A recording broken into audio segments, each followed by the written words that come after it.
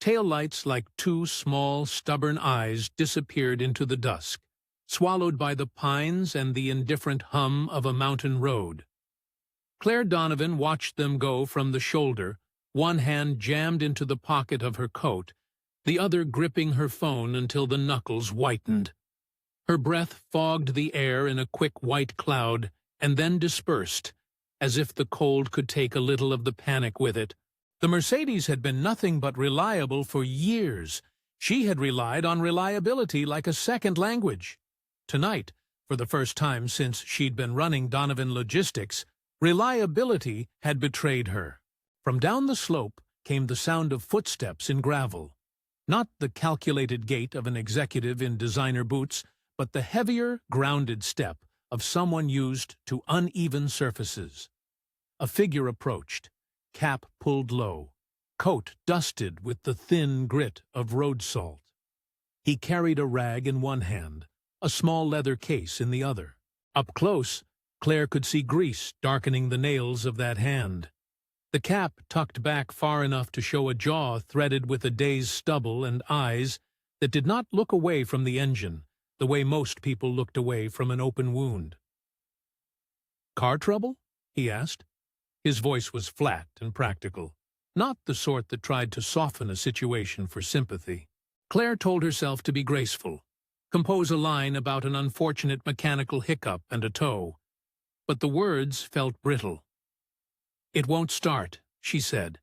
"I have—" She checked instinctively, as if announcing her title might summon some rescue. "I have a meeting in Riverton tomorrow. I need to get going." He crouched and peered into the cramped, exposed belly of the Mercedes with a janitor's curiosity, hands already finding what to touch, what to test. The rag went to a bolt. The leather case clicked open, and out came a slender, reliable toolkit, small but thoroughly arranged. He worked in a quiet rhythm, fingers sure in a way that bespoke repetition, practice, and thrift. Clare counted the tools he used: a small wrench, a socket, a spray bottle to clear the contacts. Nothing glamorous, everything effective. "You could pay me," he said finally, looking up the way people do when they are careful not to be condescending. Clare took a breath she hadn't realized she held. "Please," she said without thinking, then louder, because she had always been educated to command and to be clear. "I'm Clare Donovan.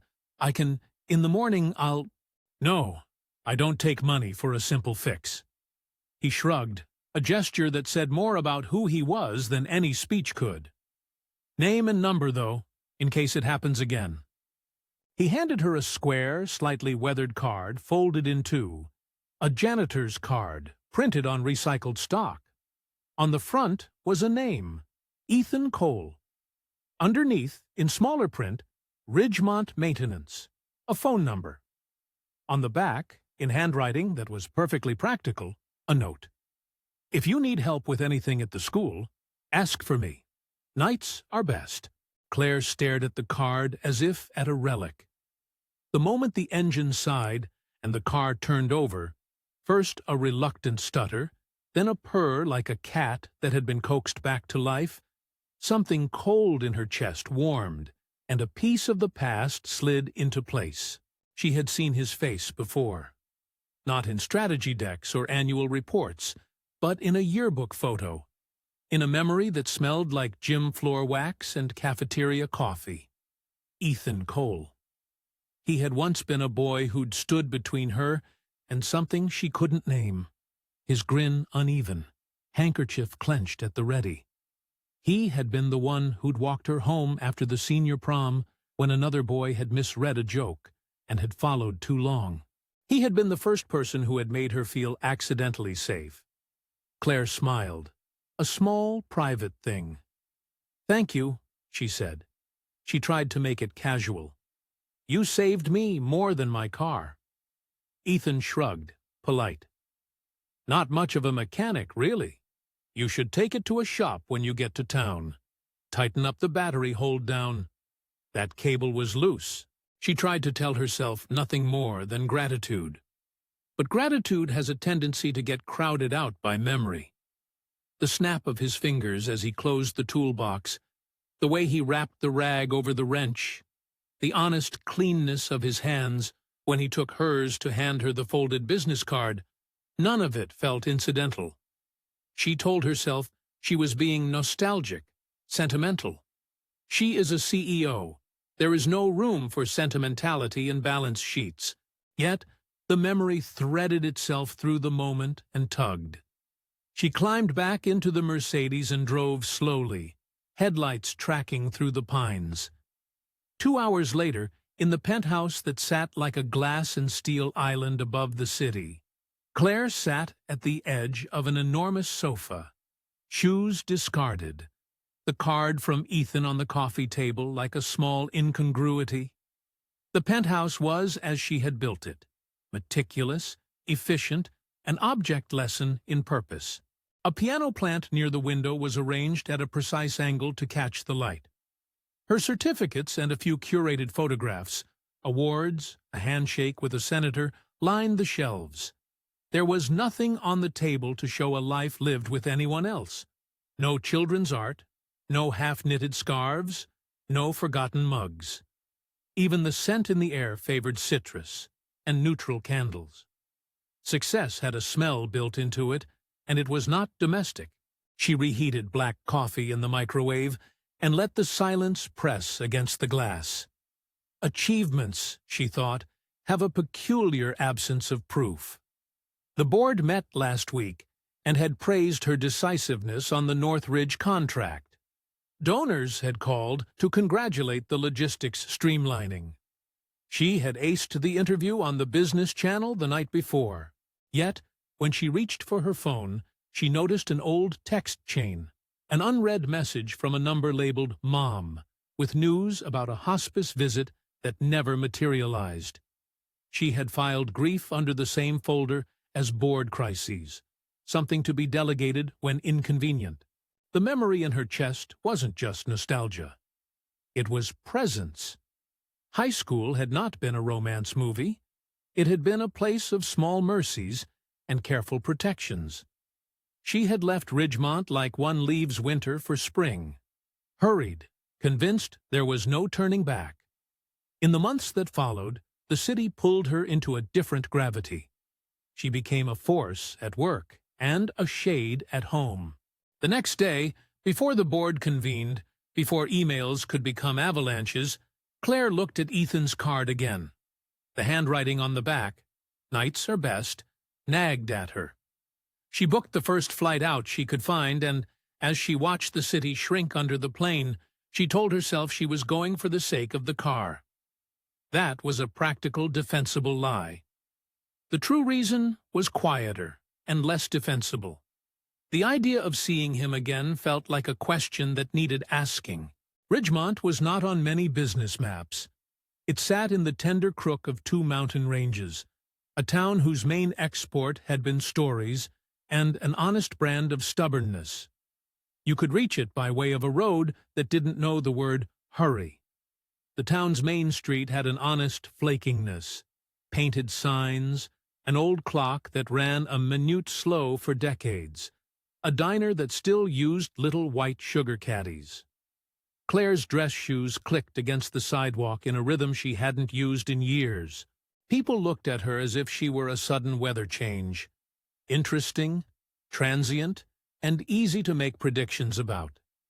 She found the maintenance office attached to Ridgemont Elementary by the smell of coffee and machine oil. Cards on the bulletin board announced bake sales and PTA meetings, next to a faded photograph of the school's original class. Inside, the office looked exactly as one might hope a maintenance office would look. Practical shelves, labeled jars, a pegboard of tools, and a man who could be Ethan balancing a stack of mail. He looked up from a repair order, and for a second, the world narrowed. He was not an Instagram idealization of working-class handsomeness. He was a quietly lived-in man bearing the generous fatigue of someone who had spent days and nights keeping things whole. He looked up as if scanning a schedule, and then froze. his expression doing what memory had done to Claire the night before, catching and fixing. "Claire?" he said. The name hit like a permission slip through years of appropriateness. She had imagined 1,000 permutations, bashful recognition, silent turning away, a refusal to see her. But what happened was nothing theatrical. His face opened in a small, real smile. "You got the Mercedes started," he said, as if they were in the middle of a casual conversation and not the crossing of two lives that had once moved in parallel lanes. They ate at the diner with coffee poured thick and bread that tasted like small-town generosity. He told her about his life in a way that had the steady cadence of inventory. Nights at the school, mornings repairing the odd tractor for neighbors, weekends working on other people's cars for extra money. He was quiet about the places in his past that still hummed with pain. The late nights alone with a little girl who woke up sometimes screaming. The letters he'd kept folded in a shoebox under the laundry. Yet his hands moved in a way that made his words credible. They were hands that had, for reasons practical and private, learned how to fix things that mattered. Ethan did not wear his life as a banner or an argument. When Claire asked about his daughter, he answered with a measured protectiveness. "Emma's 8, he said, an answer that was both practical data and a shield. "She likes science projects. She hates broccoli." He smiled as if testing the friendliness of the world. "She doesn't like strangers much." There was a pause where neither of them said the obvious, that she had once been his first love. The town provided a way to substitute familiar small talk for big declarations. Instead, Claire mentioned the library steps. The night high school crowds had been careless, and how he'd stood between her and some boy who'd misinterpreted her patience as a promise. Ethan's silence at that mention was a soft returning of memory. He remembered, too, the rough-aged hands and the awkward bravery of being young and not yet entirely sure what to guard. "I wondered," he said finally, "if you ever came back to visit." The question sat between them with the weight of something older than neighborhood gossip. Claire shrugged, something that had practiced being unflappable. "It always seemed like a place I left for good," she said, "and I was busy with other things." He set his mug down and watched her, as if studying whether she was being truthful, not to him, but to herself. That look, part curiosity, part calculation, was the look of someone whose job was to notice details, to be practical. It did not read as judgment. It read as an inventory. In the days that followed, Claire became visible in small ways. She came to Ridgemont with meetings in her schedule that had little to do with logistics, and everything to do with seeing a man who had fixed her in more ways than one. She stopped by the maintenance shed to drop off thermoses of coffee, because she liked the way Ethan's shoulders eased when the thermos touched the table. She volunteered at the after-school science club for a Saturday, an impulsive, almost childish choice that nearly upended the company's schedule at the worst possible time, and found herself stapling poster board and holding down essay headings with the same deliberate attention she used to approve budgets. When Emma looked at her across a mismatched craft table, the girl's face tightened with something like suspicion and ancient, unreadable grief. Emma had a way of cutting to the real thing. She watched Claire as if weighing her for placement on a map. Her hair was a tangle of braids and defiance. Her hands were rarely still. When she guarded herself, she did it with a practical ferocity, sarcasm, a refusal to be flattered, a quiet insistence that adults had no business fixing what was broken in the world. She liked experiments that worked, and disliked experiments that had feelings in the results. Claire held herself differently around Emma. There was no attempt at grand gestures, no buying of toys that would sing on attention. Instead, she learned the variability of Emma's schedule and showed up accordingly. It was a small demonstration, but in a life where promises were often made by calendar entries and then broken by stakeholders, It registered like a promise kept. The first time Clare went to Emma's parent-teacher conference, she realized, in the stark acid light of fluorescent hallway bulbs, how alien her achievements looked to the small language of the school. A certificate of leadership on the mantel meant little here. A person who brought cookies to meetings, who showed up for pickup when promised, who could stand still during a child's meltdown. Those things mattered. Clare listened to the teacher speak about Emma's focus on science, but also about how the child sometimes froze when certain names were mentioned. The teacher recommended guidance counselor sessions, noting in a practical tone the value of local resources and small, steady intervention. For Clare, this was not a romantic subplot. It was a responsibility that she hadn't planned for and didn't have the manual to implement. She had empathy, but empathy alone was not a plan.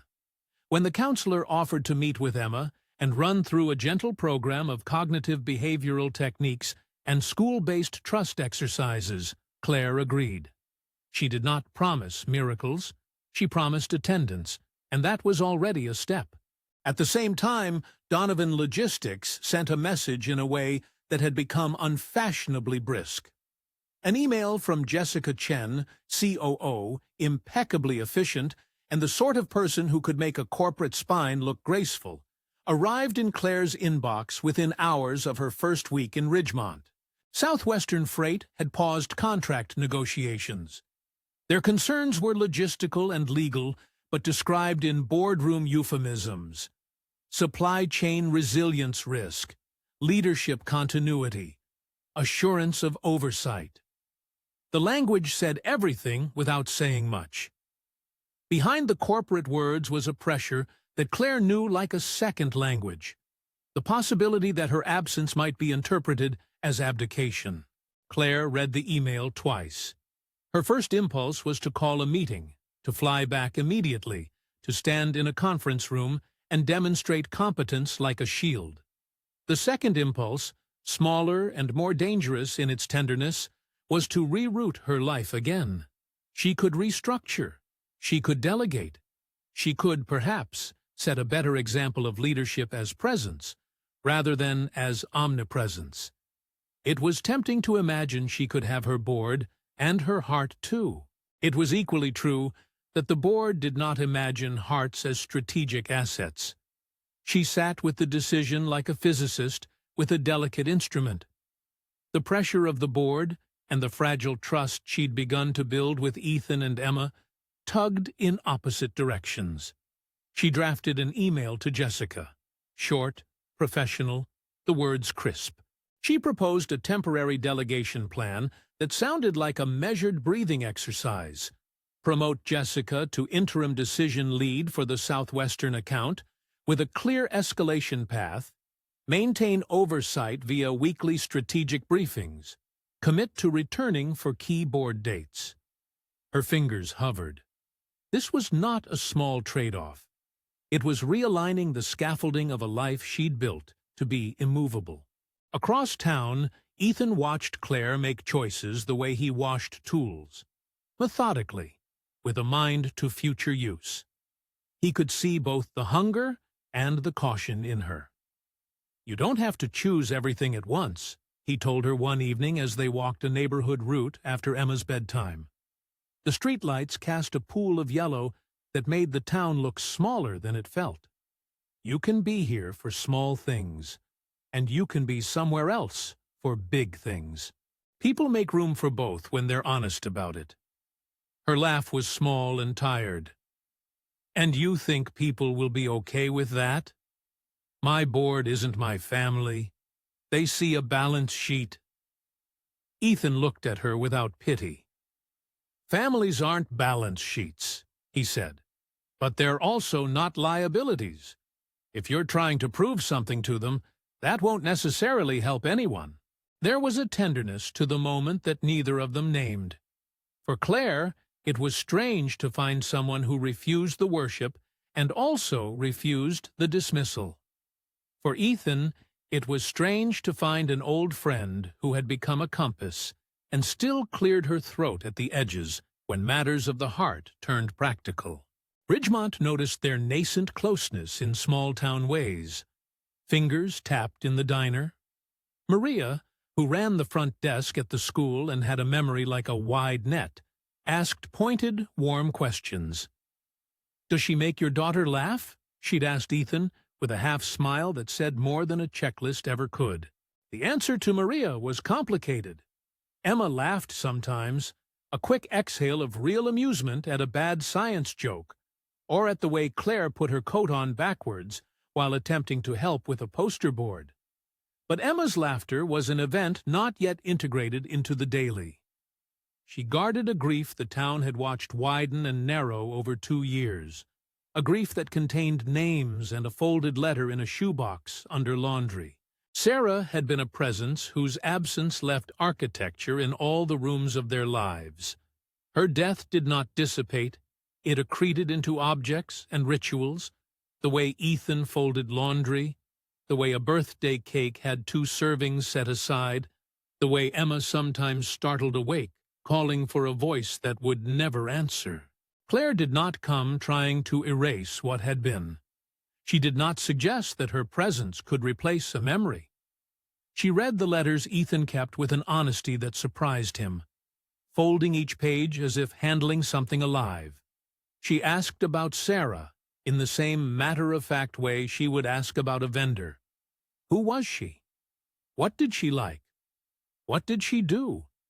That, oddly, felt like respect. It honored absence by recognizing it rather than by glossing over it. The science fair came like a weather window opening.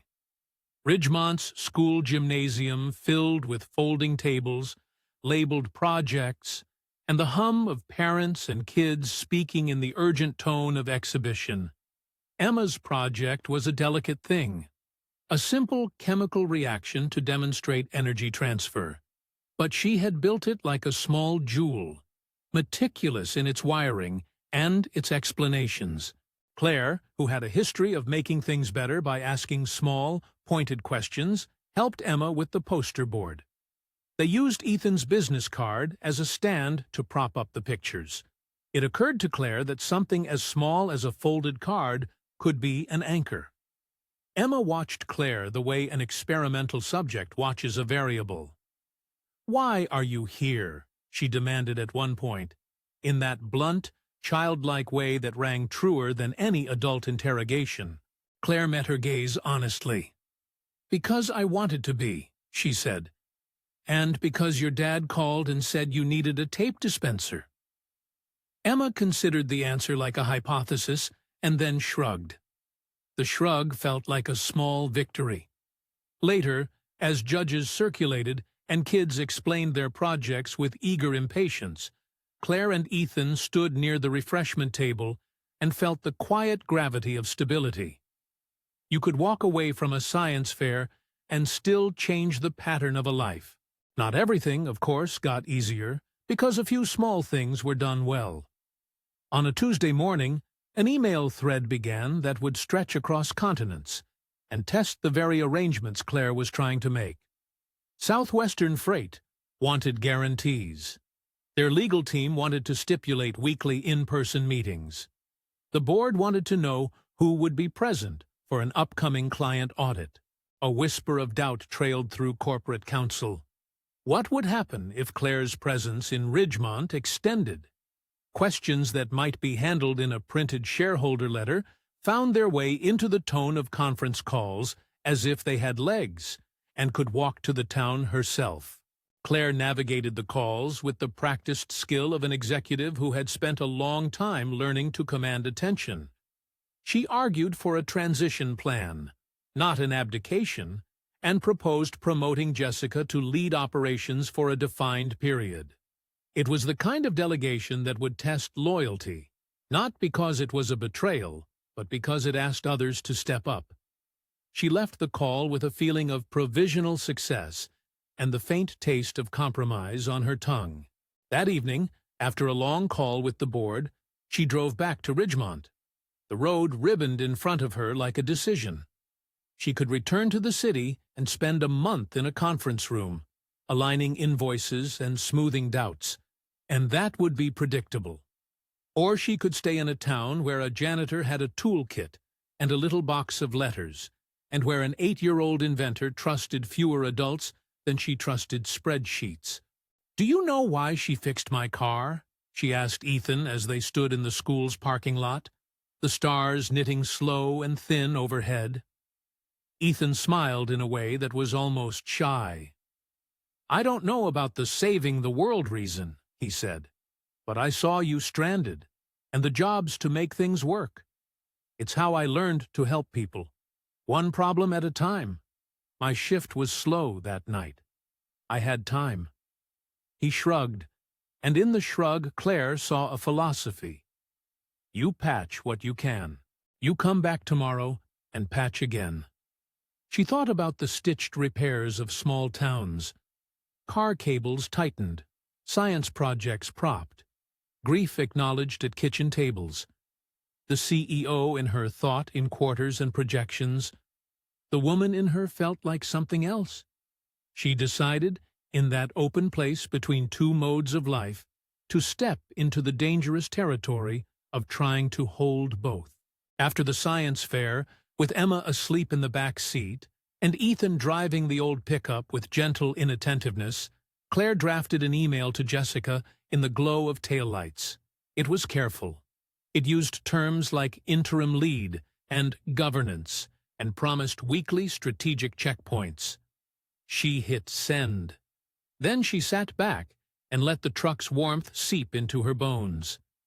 Being a leader, she thought, involved trading simple certainties for complicated truths. That night, Genevieve at the diner, who had known Clare's family for years and kept diaries of everyone's comings and goings, slid a piece of pie across the counter when she noticed Clare's eyes reddening.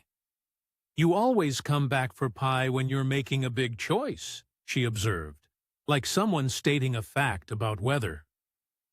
Clare accepted the slice and ate with a focus she'd learned to deploy in the boardroom. "Are you happy?" Genevieve asked in the way that only people who care can ask, direct, unadorned. Clare considered the question, and was honest in a way she rarely allowed herself to be. "I don't know if happy is the right word," she said, "but I feel present. I can tell what's important when I stand still in a place like this." Genevieve nodded. "That's a start," she said. "Most folks spend their whole lives deciding what looks important." The night folded into something quiet. Clare walked back to the hotel and paused on the little wooden bridge that spanned a creek glittering with moonlight. For a long time she leaned on the railing and thought of the small tools Ethan had used to fix her car, of the folded card in her wallet that had his number written on the back, of the way Emma had turned her face away the first time she tried to hold the girl's hand. Choices had a habit of arriving with unintended consequences, but sometimes consequences were the only honest currency one had to purchase a life. There was a knock at the door in the middle of the night. Clare opened to find Jessica, city stern and blinking sleep from her eyes. "Southwestern wants a guarantee," she said without preamble. "They want you in the next in-person review, or they walk. They think our absence there raises risk. The board is uneasy." Clare listened as Jessica outlined the stakes with the crispness that had made her such an asset. She did not make the conversation about ethics or romance. She made it about timelines, about stakeholders, about reputational exposure. "You can't ask me to choose like this," Clare said quietly, because the truth was that she could choose, and would have to. Choices were drafts and commitments and trade-offs. She had not escaped sacrifice by becoming a CEO. She had only changed its terms. "I'm not asking you to choose dramatically, Clare," Jessica said, "but you have to be strategic. If you want to stay, we'll need a plan that the board can sign off on." "Let me finish this week here," Clare said. "If I can land a plan they can accept, then I'll—" Jessica's face softened in a way Clare hadn't seen in a corporate player. "You landed a lot before," she said. Just make sure your landing is planned." When Jessica left, the room felt twice its size. Claire sat back down on the bed and opened the shoebox she had placed carefully under her briefcase weeks ago, a relic she'd brought with her at the last minute, as if history could be tucked away and reopened later like a file. Inside were pictures and letters folded with precision, things that belonged to a life she had momentarily shelved. As she read a letter Sarah had written years before, an invitation to trust, a small joke about burnt toast, Claire felt something new and difficult, a measure of reverence, an obligation to proceed with care toward the living and toward memory. 2 days later, Ridgemont woke to a storm that came with the bluntness only mountains know. Snow laid itself down in thick, quiet sheets. The world went soft at the edges. It was the sort of weather that made travelers stay put and businesses practice patience. On the main highway, a school bus slid and skidded and came to a rest in a snowbank. Emma, who had gone to a friend's for a sleepover the night before and was supposed to be picked up, called Ethan in a voice that sounded like a small alarm. "I can't find my way," she said. "There's lots of white and I don't like it." Ethan's own heart jumped like a mechanic's gauge. The routes they took were predictable in theory. Snow introduced randomness. He called around, arranged a pickup, canceled the afternoon repairs, and then drove slower than any posted speed. Claire, who had been in a meeting with Maria about the school's aging furnace, heard about it, and felt the old compulsion rush through her like tide. She was supposed to fly back that evening for a scheduled review with the board. Instead, she stayed. When she arrived at the small house where Emma stayed the night, a cottage with a porch light on and a small tree leaning crooked in the yard, Emma burst into tears at the sight of Ethan and then looked at Claire with the raw currency of a child frightened by weather and strangers. Claire knelt down and handed the girl a thermos of hot cocoa she'd purchased from the diner. "My uncle used to make cocoa like this," she said, thinking of the small domestic lies that sometimes helped. Emma took it reluctantly. Later, when they sat in the car watching the snow create a new geography, Emma asked, in a voice that had that brittle edge grief cultivates, "Why doesn't Mom come back?" The question landed like a pebble in the car, rippling everything. Claire had no adequacy in response. She had competence. "People leave for many reasons," she said softly. "Sometimes it's complicated. Sometimes it's that we don't have answers that make sense. But you're not alone. That's important." Emma's lips formed the word "okay," like an experiment that might fail. It didn't fail. It was a beginning. The storm closed in. The rest of Ridgemont bundled itself deeper against the cold. Claire found later, in emails and in the soft columns of morning light, that the board had not been idle. There were questions that could not be postponed, and pressure that would not thaw with snow. Jessica's proposals had been discussed, adjusted, honed. Documents moved with the indifferent bureaucracy of institutions. Claire read them with the intimate attention she gave to contracts and people. She was not surprised to see resistance. Power moves always had a politics. But she was surprised to realize how much of her identity was propped up by a life that required attendance. Sitting at her kitchen table in Ridgemont over a chipped mug, she realized there were elements of her life that could be reconfigured without being betrayed. She also realized there were relationships that required not reconfiguration, but presence. She could create a structure to keep her company secure and still be someone who showed up at a science fair and sat through a school counselor's plan. But the price of that honesty was to risk the board's discontent and to trust others to hold work steady while she did. Ethan watched her make a spreadsheet at the kitchen table the next morning, fingers tapping with an earnestness that felt oddly domestic. He could see how it had been for her to carry responsibility like a second coat. Well-fitted, comfortable, sometimes suffocating. He didn't understand the minute mechanics of her world, but he understood the weight of a decision. "You know," he said, "people here will accept you if you show up and mean it. They don't require you to prove yourself. They just need you to be real." Clare nodded.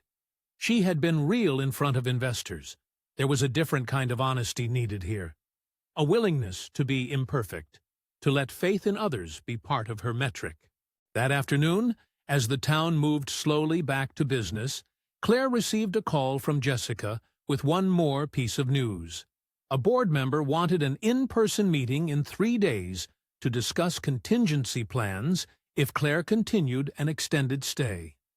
It was the narrowest kind of ultimatum without the drama. Clare put the phone down and looked out the window at the little lane where children had built a fort of snow. Emma was at its center, a small captain. Clare took a breath and, for the first time in a long time, decided to act in a way that was both professional and thoroughly unglamorous. She drafted a letter to the board that evening proposing a specific governance model. Jessica as COO with defined powers to act on operations, a weekly strategic briefing, the creation of a small oversight committee to maintain continuity, while she spent concentrated time in Ridgemont over a fixed period. It wasn't victory, it was a plan. It was, as Ethan might have said, a useful tool. She sent it, then drove out to the mountain turnout, where the Mercedes had failed, and where her life had stumbled into a memory. The turnout lay quiet under snow. Ethan had carved a pattern into a small patch of gravel to keep the snow from settling entirely. He stood with his hands in his pockets, watching the sky. "You could do the job from here," he said without looking at her, the observation practical and slightly teasing. Clare laughed, a genuine sound. "I could, but they're not ready to believe in remote empathy." Ethan smiled at the phrase as if it were an honest object he could set on a shelf. "Well, if someone told me the CEO wanted to learn how to weld—" She punched his shoulder lightly. "I'm not learning to weld. I'm learning to be something other than a person whose presence is based on an open calendar." The night held them there, friends for a while, then something else. Two people learning the calibrations of a possible life together. The turnout had been the place where a car had been fixed, and a memory had been found. It would, perhaps, be the place where Clare decided what she could sacrifice and what she must hold. When she drove back down through the pines, the board's email awaited her like an object that might be useful or dangerous. She read it on the phone, swallowed, and then set the screen down. Some choices had to be made with people present. The next days promised to test whether small acts, showing up for a science fair, fixing a cable, answering an email, could stitch together something as delicate as trust. If there was a single stubborn truth that emerged in those days, it was this: repair is incremental. Whether you are fixing a car on the shoulder of a mountain, mending a child's sense of security, or restructuring a corporation to allow a woman to be both a leader and a presence, the work is one small, steady act at a time. The question that threaded the days ahead was not whether Clare could make both worlds coexist. It was whether she could be reconciled to trade-offs and still sleep at night with a conscience she could own. In the distance, the town clock chimed the hour. On a kitchen table in Ridgemont, a folded business card lay near a ragged shoebox. A science fair ribbon waited to be hung. A letter from a woman who was no longer present lived in slow, careful folds. Choices clustered like weather, threatening snow or thaw. Clare rose and put on her coat. She had made a plan and sent a letter. The board would respond. In the meantime, there was a little girl who had just learned how to present a hypothesis. There was a man who fixed more than cars with the same tools. Clare got into her car, and as she drove away from the turnout, the road bent like a new possibility. Narrow, unpaved, and not at all linear. The board's reply arrived with a kind of polite impatience that felt almost surgical. It was not a single voice, but a chorus of careful questions and conditional assurances. A request for an in-person review within the week, a demand for clarity on escalation pathways, and the thinly veiled reminder that any extended absence would be judged through the lens of revenue and risk. Clare read it once, then twice, as if she could uncouple the corporate language from the personal cost it implied. She called Jessica and proposed a firm plan, one that was more than a temporary patch. Jessica listened, not as a subordinate, but as a professional who knew how to balance appetite and appetite's consequences. "It won't be a dinner and dash," Jessica said. "If we do this, it will have clarity. You'll be delegating authority, not abandoning it. Give them milestones, metrics, and a fightable timeline." Clare framed the governance outline like she had learned to frame every negotiation. She made contingency plans, escalation paths, and a reporting cadence that would let the board be doctrinal and her heart be logistical.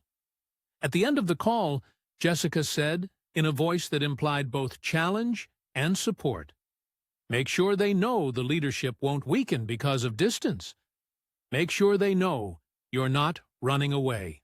The truth was, she wasn't running away. But distance alters perception. It looked, in the eyes that counted the most in Ridgemont, like privilege on the move. Ethan watched Clare prepare for the city meeting with a practical curiosity he couldn't disguise. He'd seen her draft memos at the kitchen table, the screen's blue light painting her face with calculation.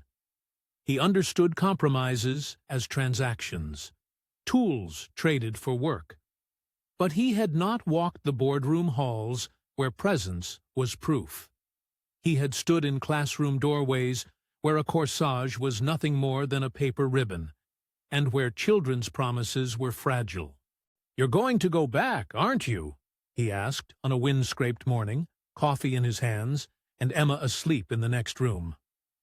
Clare looked up from her notes. "I have to secure the account. If Southwestern walks, a lot of people feel it. The company is bigger than my personal life." Her voice was even. "I can do both, Ethan.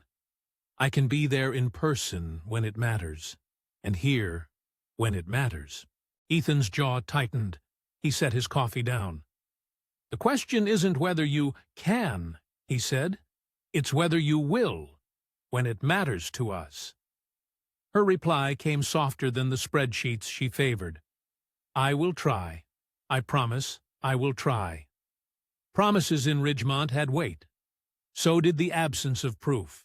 The day she flew back, the town felt colder than it had that morning, as if weather itself disapproved. Emma watched her leave from the kitchen window, a small silhouette framed in a wool sweater. She didn't say anything. She didn't ask for a magic that hadn't been promised. She simply turned away and took a book of circuits to the table, fingers tracing printed diagrams like invitations.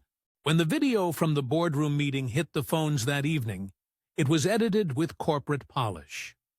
Clare's voice steady, her plans clear, Jessica's endorsement crisp. It looked, in a single, shareable clip, like a person making a strategic choice. For some in Ridgemont, it looked like proof of something distant. For others, it looked like confidence. What the clip didn't show was the way the hour grew long on the highway back to Ridgemont, the way a snow squall pinched visibility and made familiar curves treacherous.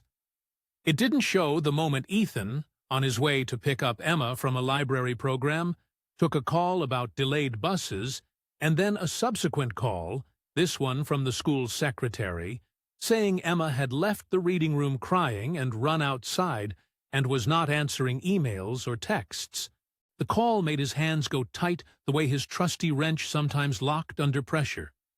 Ethan's route took him the wrong way into a gathering snow. He found Emma near the back of the library lot, crouched beneath an overhanging eave, knees to her chest, breath white and rapid in the cold. She had scraped her palms on the concrete where she'd fallen, and there was a bruise on her temple that made Ethan's heart twist.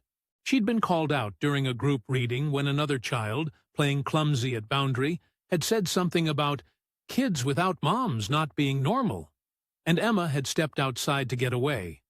In the snow's mirror, having no mother suddenly felt like proof. The school followed its protocol. A note to parents, a private room for the child. The counselor called in for a triage meeting. The counselor, Marisol Alvarez, a soft-spoken woman who'd worked at the district for years, sat with Emma in a way that calmed before talking. She offered hot cocoa and a weighted blanket, and then, most practically, she called both parents. Ethan answered first, breathless, in the lot. Then Jessica, for reasons of timing, looped Claire in on the call. "We need everyone involved," Marisol said. "Right now. We need the adults to be present and aligned." Claire's phone buzzed in her hand as she was getting into a car to head to a negotiation. She saw the school's number, and then Ethan's voice. Panic cleared into action. She canceled the meeting. She texted Jessica, who answered with one word, "Go." She left halfway through a negotiation she'd planned, as decisive, and booked the next flight. There are decisions that don't ask permission. Parenting is one of them. She arrived before dawn, steeling herself against air that tasted of frost. The school smelled like crayons and coffee. Emma saw her and, for a brittle second, her features moved as if to measure love on a new scale. Then she melted into the kind of guarded relief that is both grateful and suspicious. Claire knelt on the linoleum and offered her palms to Emma, raw and scrubbed, as if hands could be translated into promises. That night, in the living room under the lamp's homey circle of light, Marisol suggested what she'd suspected all along. Emma's reactions were not whimsical. They were rooted. The child's responses, panic in crowds, sudden withdrawal when certain names were mentioned, a pattern of avoidance, pointed toward unresolved trauma linked to the loss of her mother. Marisol recommended a formal counseling plan. Weekly sessions with a child therapist who specialized in grief and trauma. Short-term family therapy to establish safety routines, and school-based support like a trusted adult check-in at transition points during the day. Claire listened and realized the depth of what clinical language was trying to account for. She had thought showing up would be enough. The therapist's words made her realize that showing up meant showing up in specific, scheduled, accountable ways. To therapies, to check-ins, to the logistics trauma requires. It wasn't an act of passion as much as it was the patient, repetitive craft of care. Therapy began as a series of small rituals, Claire attending the intake session with Emma, the therapist, Dr. Nadine Patel, explaining cognitive behavioral tools that a child could understand, establishing a safety phrase Emma could use if she felt overwhelmed at school, and a plan for gradual exposure to triggers under guided support. Ethan and Claire were given homework, predictable routines, a nightly debrief where Emma could name her day, and an agreed-upon language for referencing Sarah that would neither erase nor deepen the wound. Those dozen small promises mattered.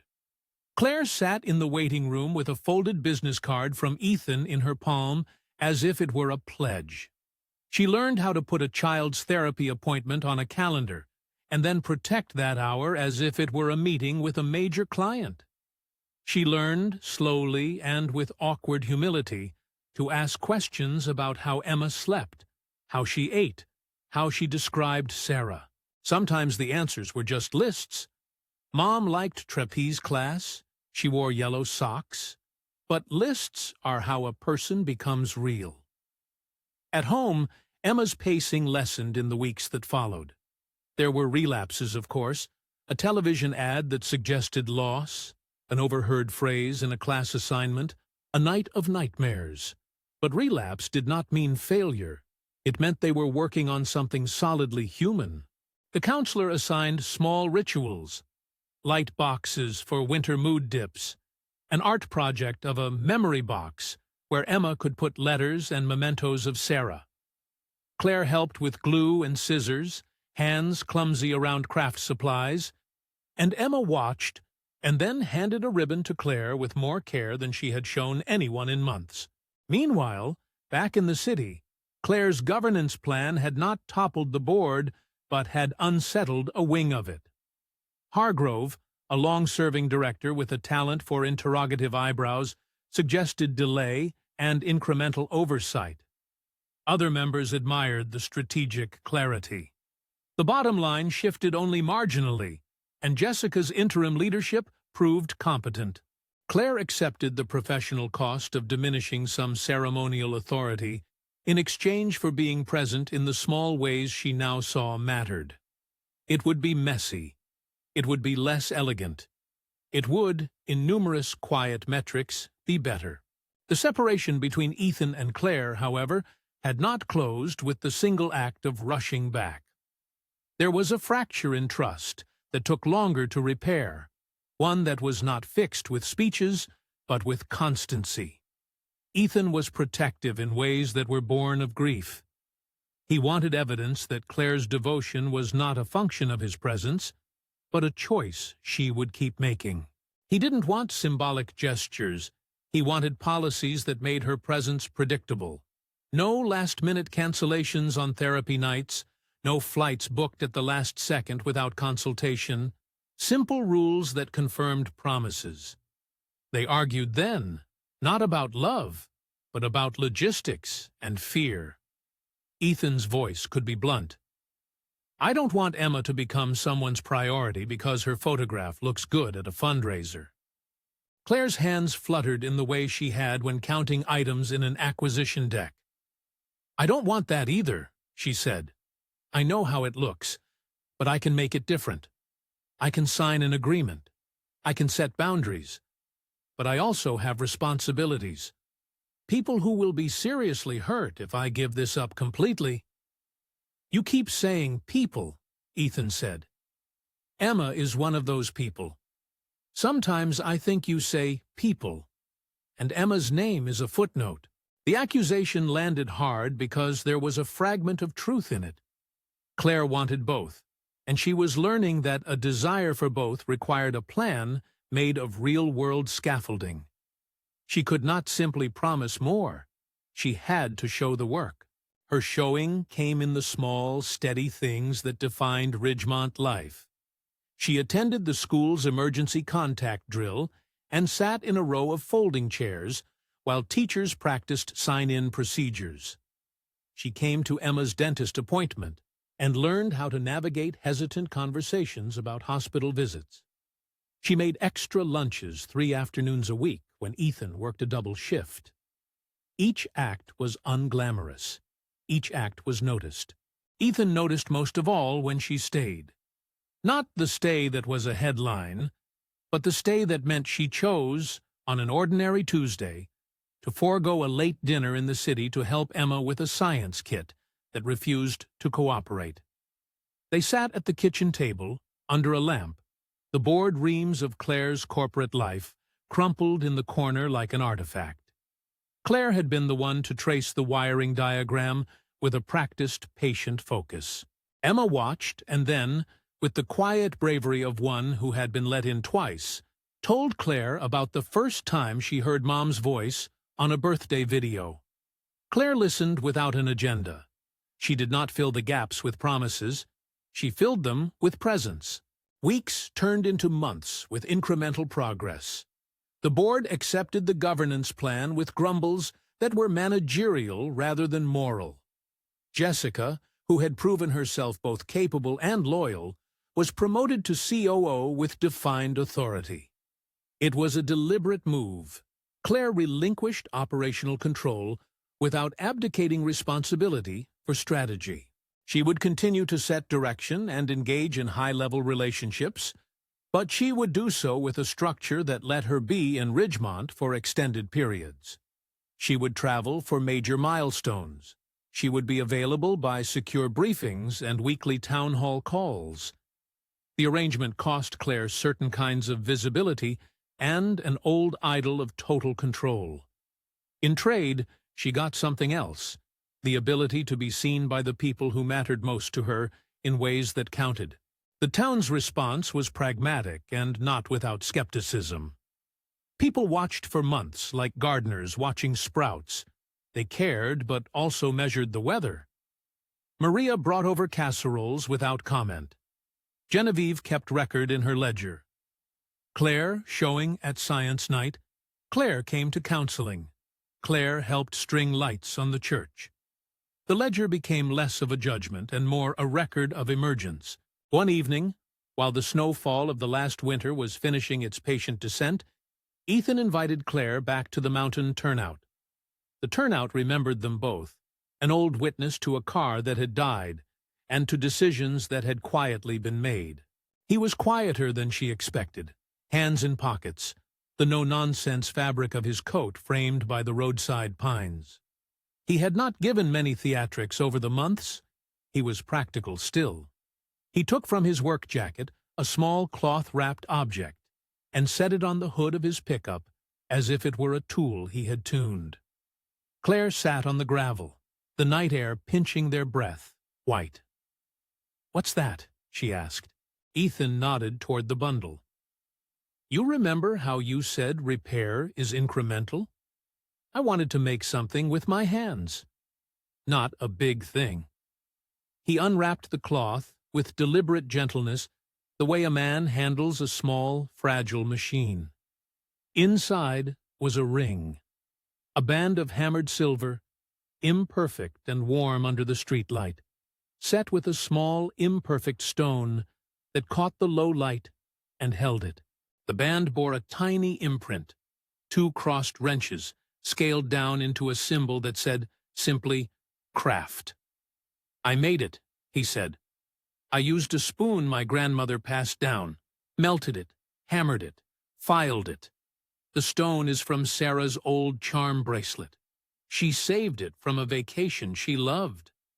I didn't do this to replace anything. I did it because I wanted you to have something that belonged to us. Because you came back.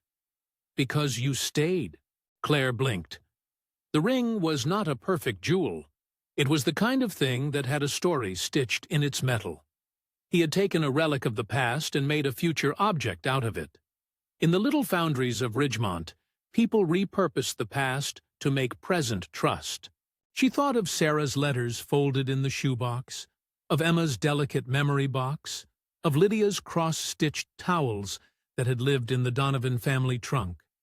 She thought, too, of the traded sacrifices and of the corporate charts she had bent like a practiced body. "Ethan," she said, voice small as the night, "I don't want to take anything away from Sarah. I want to make room for her, here, in our life, not erase her." He reached for her hand, fingers used to working with tools now learning the soft syntax of this exchange. "That's all anyone's ever asked for," he said. "To be seen, to be steady, to not be spectacle." He slid the ring onto her finger, awkward and earnest. It caught the winter's light with a small, honest spark.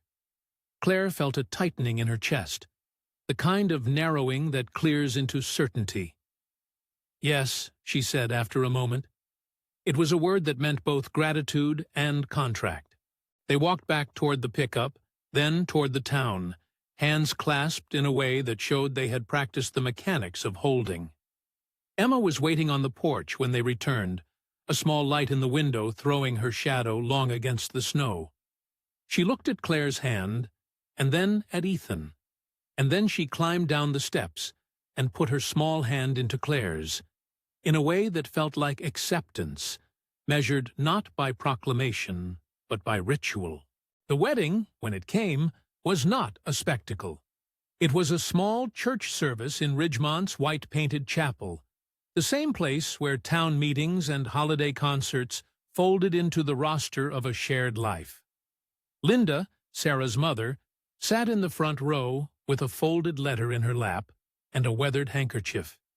She had watched the slow work of these adults and, more than anything, had wanted her daughter's child to be safe. She rose when she saw Clare and did something that meant everything. She folded the letter into Clare's hands and said, with a softness that felt like a benediction, "Sarah would have wanted her child to have love that keeps coming back." The ceremony included the old things, hymns hummed off-key, the minister's voice weaving memory and hope, a reading of some of Sarah's letters read aloud in Clare's stead, and the tying of hands, literal cords that Ethan had braided from a ribbon in Sarah's sewing kit and a strip of Clare's scarf, binding their intent together. Emma, small in a dress, with a pocket full of safety phrases, walked down the aisle with a seriousness that belied her years. She carried Sarah's veil not as a relic, but as a soft token. At one point during the ceremony, she lifted it and placed it lightly over Clare's shoulders. The movement was small and ritualistic. In its simplicity, it made a bridge. After the vows, promises that were plain and not grand, there was a reception in the church hall. People from town brought casseroles. The board, absent in force but present in support, sent a small bouquet with a note praising Clare's leadership in maintaining continuity while prioritizing family. No one wanted to make the evening a chess piece. It was, simply, a shared meal after a time of travail. In the months that followed, the family found rhythm in the ordinary. Clare's mornings were not all early courts and airports. She learned the kitchen routines. She learned how to flip pancakes until they browned the way Emma liked. She learned that coffee tasted better when left beside a homework page.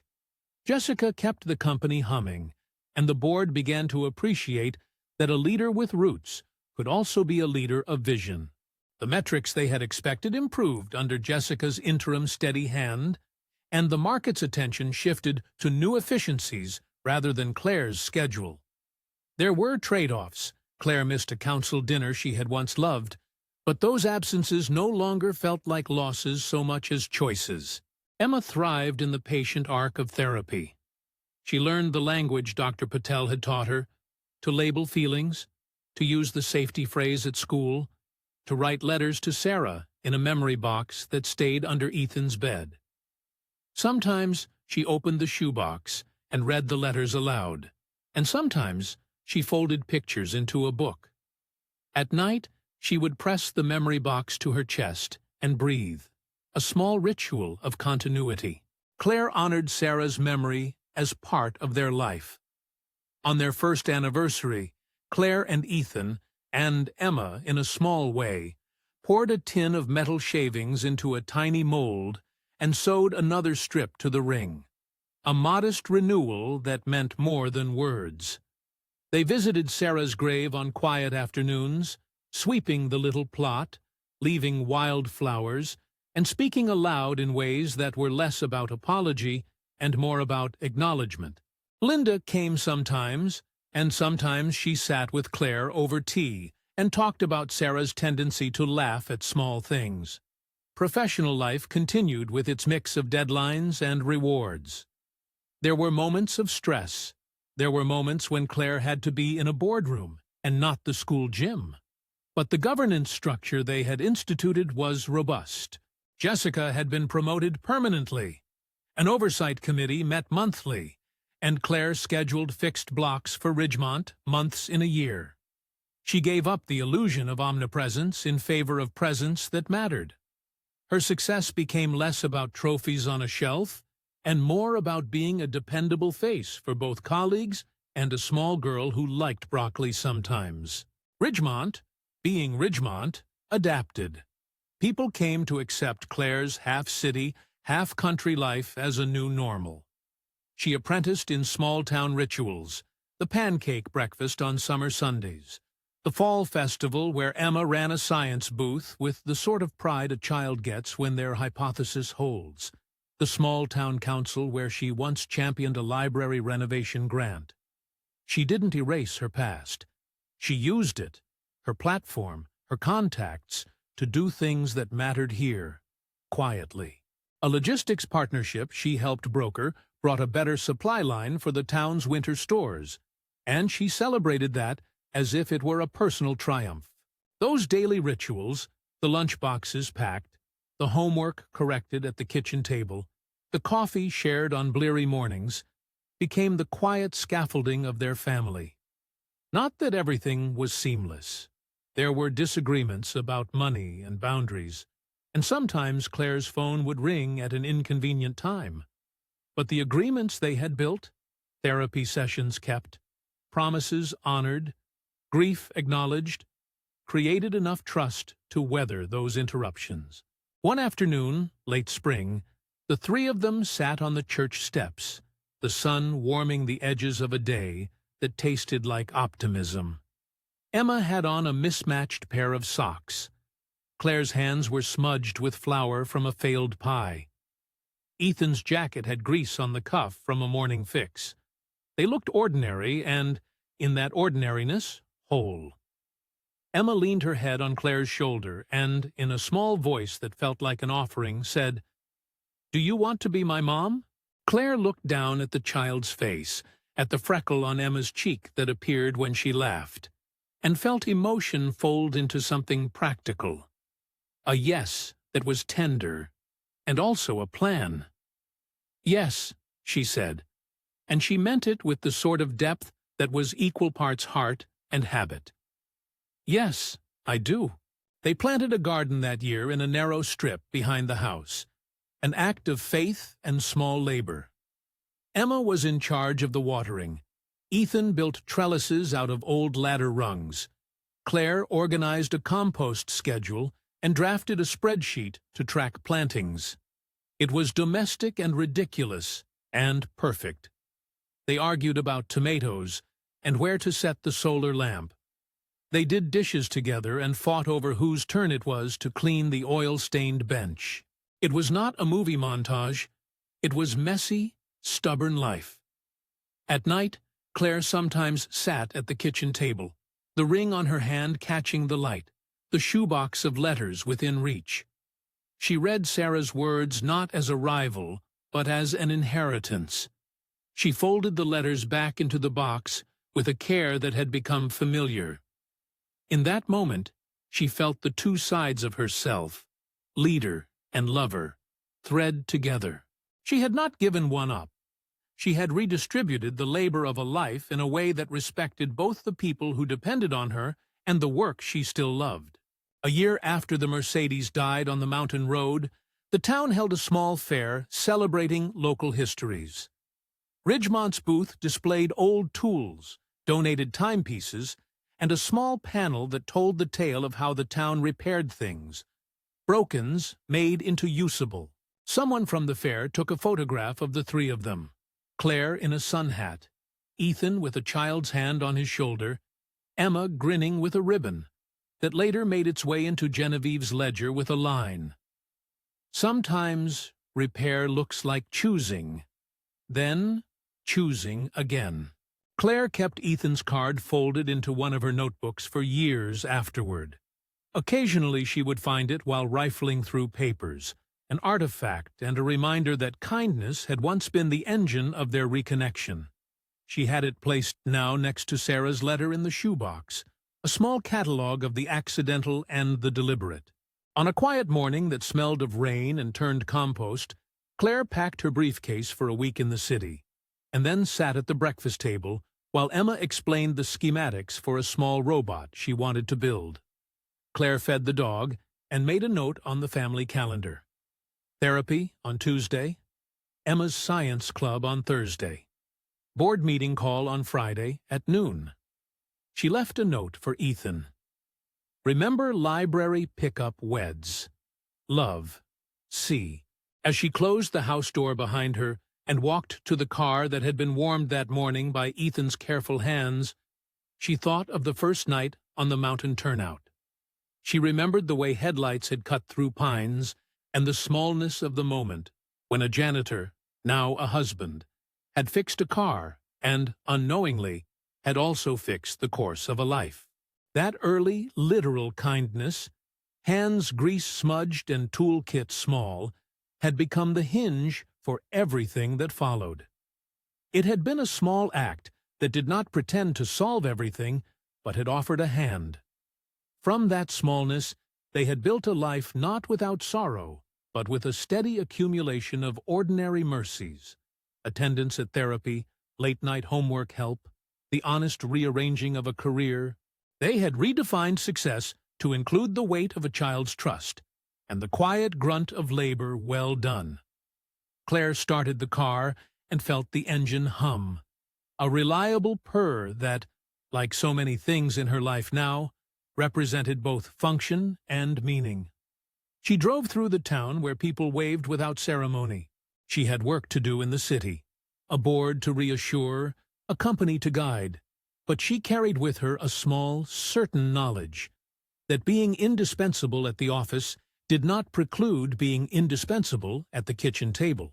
If the title of their story ever needed a neat summation, it could be said simply: a janitor fixed a CEO's car on a mountain road, and in doing so, he opened a line back to a first love.